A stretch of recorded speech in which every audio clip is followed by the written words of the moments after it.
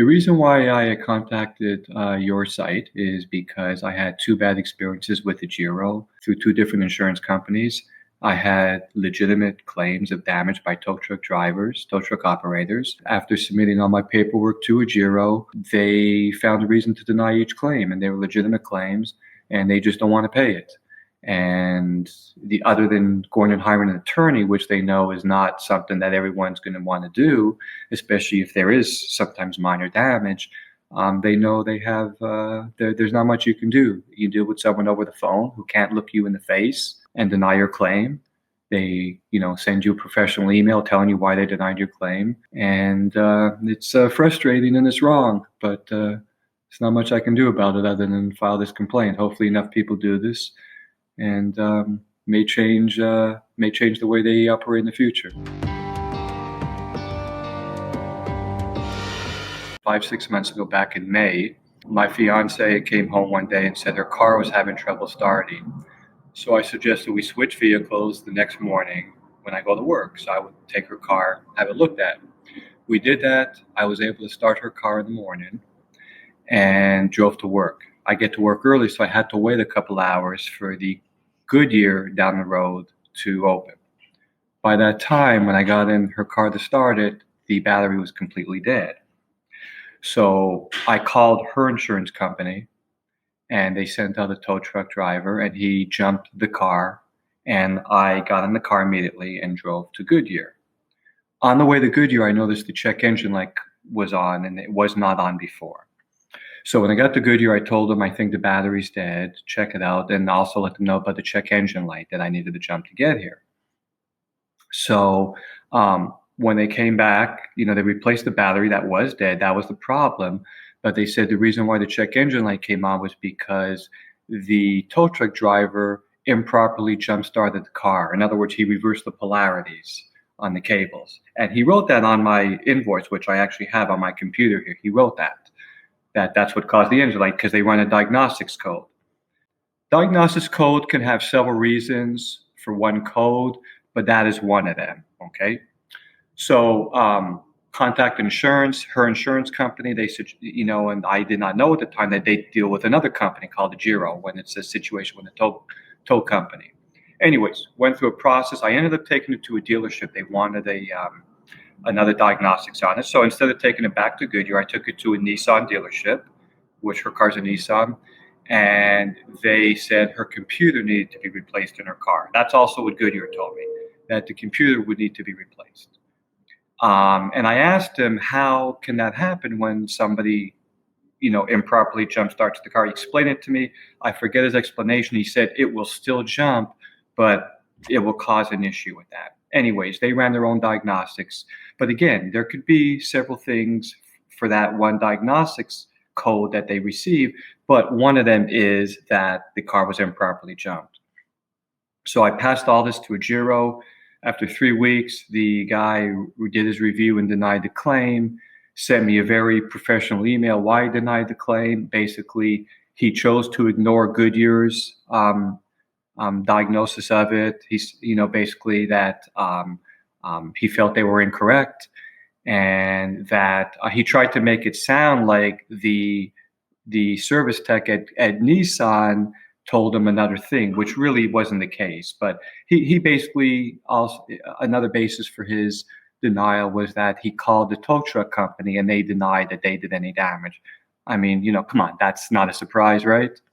So that was his base. And this is a legitimate thing. The engine light, the check engine light was not on before. So I don't just have my word, which is not good enough, of course, but I have Goodyear's diagnosis. And so they denied the claim, and that was that. That was back in May. A few weeks ago, I was somewhere and I locked my keys in my car. Called my insurance company, and sure enough, they send a tow truck company, and the guy unlocks, gets into my car, and gets me in my car. He leaves. So I get in my car and I drive home. When I get home, I go to open my door on the inside door handle, and I notice that part is not working right. It's loose. So it wasn't loose before, but now it's loose after he opened that same door is what he opened, my driver's side door. So called my insurance company, said I called, explained to them, and I didn't know this. Apparently, this Agero company is a very popular company that many insurance companies use for specific situations with tow truck companies. So basically, the insurance companies don't want to be bothered with that. They pass it off to Agero. So I contacted Agero, and I was very suspect because I remember my experience from a few months earlier had me go get an estimate. So I went to a body shop, gave me an estimate. Now my car does have, or cars similar to mine, not just mine, the door locks can break over time. But again, the guy did this. It wasn't broken before. If it was broke before, I would not have been able to lock myself in my car. So it was only about $120 for this estimate. So provided him, sent him all the paperwork he requested, filled out their form, and a couple of weeks later, he calls me and denies this claim as well. And it was exactly kind of what I expected. And his basis again was the tow truck company denied that they did anything wrong, that whatever the guy did not come in contact with the inside lock, which is not accurate because to open the door, the locks are affected. And that he was told by the guy at the body shop that that the locks can break on my car, have a history of breaking. I explained to him, I says, maybe they do, but this lock was not broke before this guy came. So anyways, I was very angry with the guy. I told him, they find a reason to deny your claim, and that's all it is. They look for a reason to deny it. And that's why I filled out the report on your site. Is there any chance that AmeriSave could have provided you with a different roadside assistance company, or they're like bonded? Good question. I don't know. When I called them about the door lock, just as when I called a few months back about my fiance's car, I did not know there was another company as a go-between. I had no idea. So when I called each one, I just thought that the insurance company that we make our monthly payments to are the ones that handle this. So I don't. The answer is I do not know. To me, it seems like this Agero company probably has a contract agreement with numerous. Because again, my fiance has a different insurance company. She has State Farm. I have Ameriprise, and since both of them use Agero, I would think that this is a pretty common company that is used by insurance companies. Unfortunately, with scenarios like this, a lot of people like me have to get I don't know if ripped off, but maybe not get proper service. I mean, thousands and thousands and thousands over time. This is the way these things work until someone in authority steps in and says, hey, wait a minute, there's something wrong here.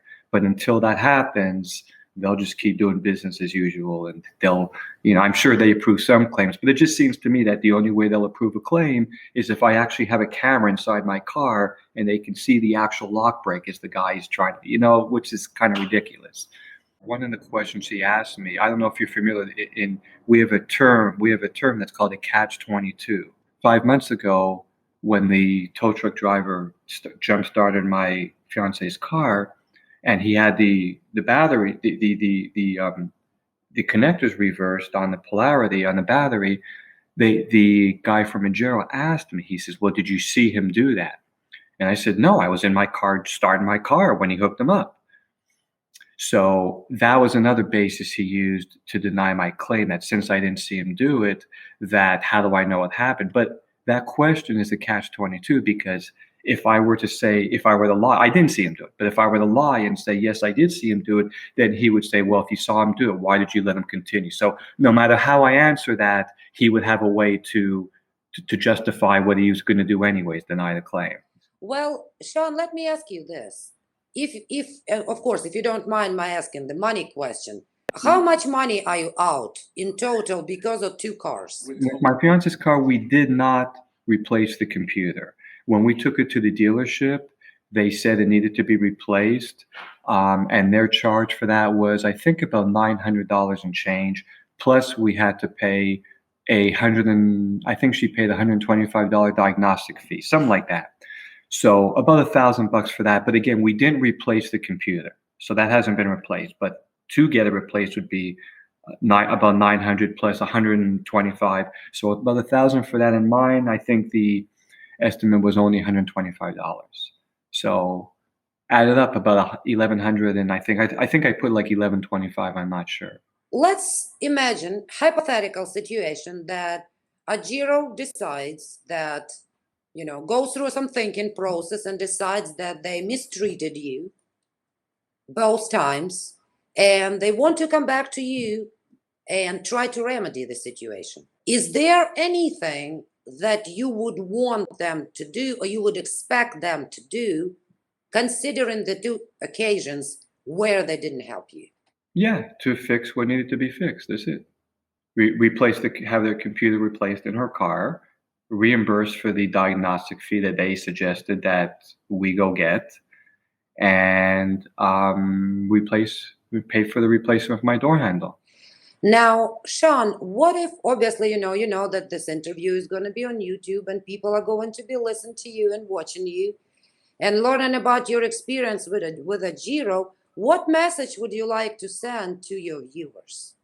I think it's mostly one is the insurance companies. They're paid every month. And I'm referring to my insurance company, Ameriprise, or let's say State Farm with my fiance's scenario. They're paid every month, and part of our payment is a roadside service plan. If something goes wrong with that, they should be responsible. But what they're doing is they don't want the responsibility to deal with any scenario with a tow truck company. I guess it's a pretty common thing. I'm sure these guys have a history of doing this quite often to people. Not intentional, but I guess they're just sloppy in the way they handle these things. Um, I don't know what to tell someone to do, just to be very wary that you pay money for a service and they farm it out to this other company who doesn't want to pay, obviously, so they deny your claim.